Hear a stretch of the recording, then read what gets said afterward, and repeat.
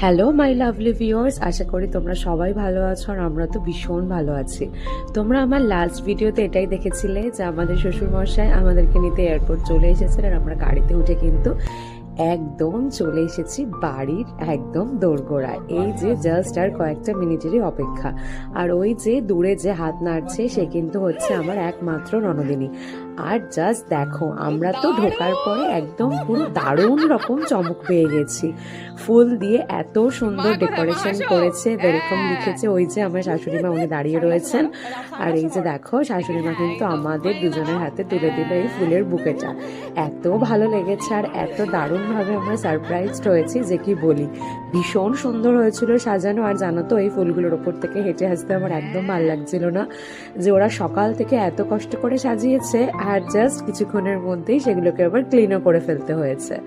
তারপরেই চলে এসেছি সেই স্পেশাল রুমে। এটা হচ্ছে আমাদের বেডরুম।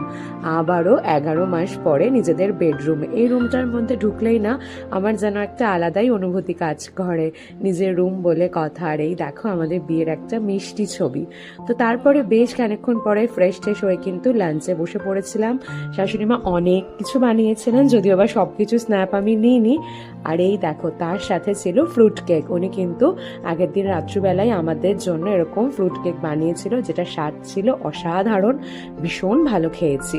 তারপরে দুপুরবেলা একটু রেস্ট করে আমি এটাই দেখাচ্ছি যে রেস্ট মানে এত গরম লেগে গেছে আসার পরে যে একদম যেন পাগল পাগল লাগছে। তো তারপরে কিন্তু মোটামুটি একটা বাড়িরই একটা ফর্মাল জামা কাপড় পরে এখন বেরিয়ে পড়েছি। আর কোথায় যাচ্ছি বলো তো?